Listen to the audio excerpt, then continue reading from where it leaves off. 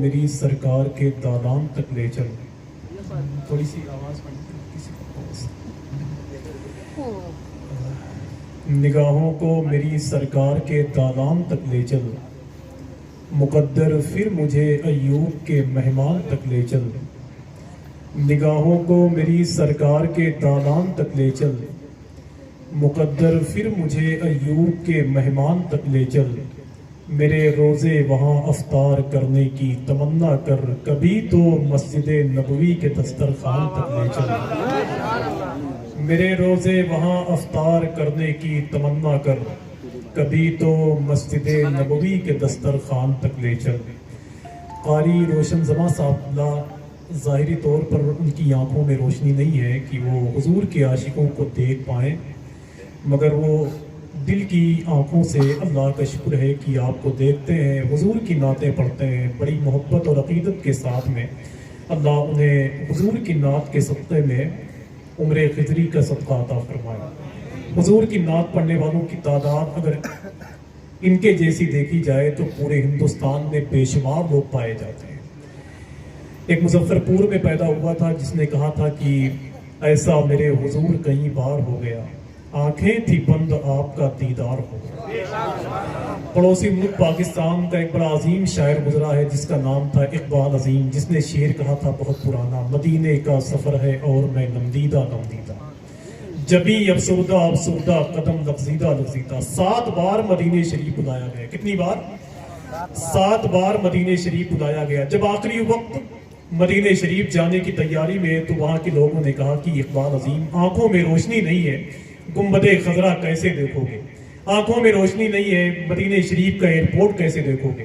آنکھوں میں روشنی نہیں ہے, باب جبریل, باب السلام, باب صدیق, باب عمر کیسے دیکھو گے؟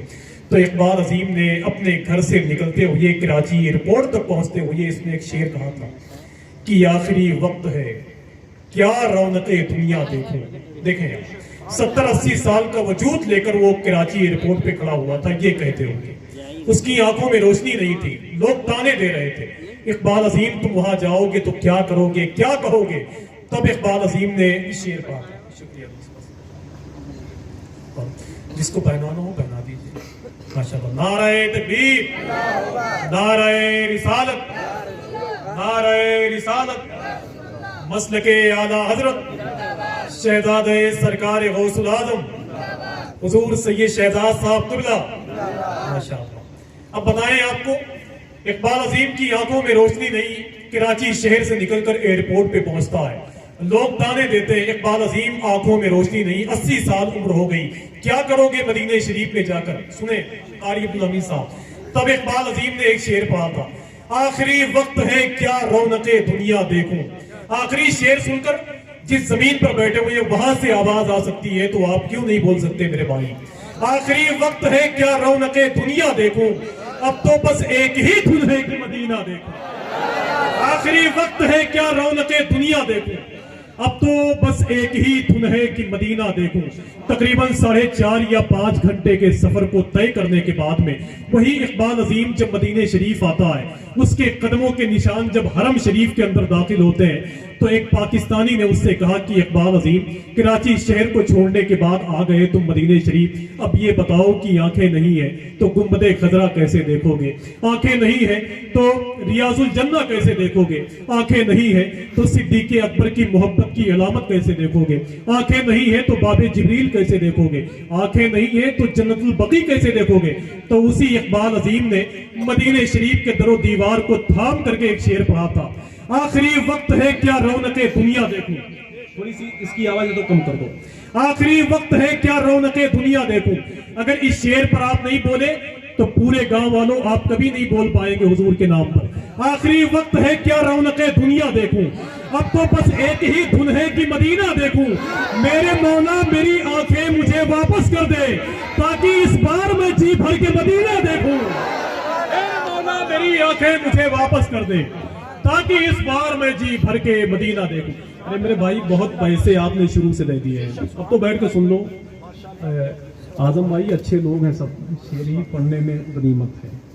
آخری شعر اس کا باقی ہے, میں پڑھنا چاہتا ہوں, سنیں آپ. جتنے لوگ بیٹھے ہوئے ہیں ذرا مل کے بول دیں لبیک یا رسول اللہ. اور اونچی آواز میں بول دیں لبیک یا رسول اللہ. ہاں ایسے ہی بولا کریں آپ. سمجھ رہے ہیں آپ؟ اگر آپ بولیں گے تو آپ پہچانے جائیں گے, نہیں بولیں گے تو دنیا کسی گونگے کی کہانی نہیں لکھتی. ٹھیک ہے, اگر بولو گے تو انشاءاللہ پہچانے جاؤ گے. بہت شکریہ. اگر بولو گے تو پہچانے جاؤ گے. آخری وقت ہے کیا رونق دنیا دیکھوں, اب تو بس ایک ہی دھن ہے کہ مدینہ دیکھوں. اسی مدینہ شریف کے حوالے سے ایک شعر اور پڑھنا چاہتا ہوں. جتنے لوگ یہاں بیٹھے ہوئے ہیں سب اپنی محبتوں کی زبان کو میرے حوالے کر دیں. میں اس شعر کو پڑھ کے یہی بیٹھ جاؤں گا انشاءاللہ جہاں قاری عبدالحمید صاحب اللہ بیٹھے ہوئے ہیں. قاری صاحب اللہ کی حوصلہ افزائی دیکھ کر کے مجھے بہت خوشی ہو رہی کہ لوگ محبت سے پہنا رہے ہیں کہ خوف سے پہنا رہے ہیں. ٹھیک ہے, ماشاءاللہ. یہ یہاں قریب میں رہتے ہیں نیتا جی کے بہت خاص آدمی, اللہ ان کو سلامت رکھے. ان کے رہنے سے ہمارا بہت فائدہ ہے میرے بھائی. ٹھیک ہے نا, ان کے رہنے سے. ایک شعر پڑھتا ہوں, جتنے لوگ بیٹھے ہوئے ہیں حضور کے نام پر بول دیں لبیک یا رسول اللہ. اتنا لگائیں کہ آپ کے گاؤں سے یہ آواز آئے کہ جہاں غلام نبی تشنا کام بولتے گئے, وہاں پہ ساقی تو ساقی ہے جام بولتے گئے. اور زبان کٹنے کا خطرہ جہاں بھی ہوتا ہے وہاں پہ صرف نبی کے غلام بولتے گئے. ہاں ایسے ہی بولے انشاءاللہ, ایسے بولتے رہیں گے کام بنتا جائے گا. سمجھے آپ؟ آئے ہیں جب سے شہر نبی کی پون کے پاؤں. قاری اعظم صاحب اللہ نے بتایا کہ یہاں کے لوگ بہت گاڑھا شعر نہیں سمجھ پائیں گے, تو میں اوپر اسے بتانا چاہتا ہوں. آئے ہیں جب سے شہر نبی کی پون کے پاؤں. پون کہتے ہیں ہوا کو, ہندی کا لفظ ہے.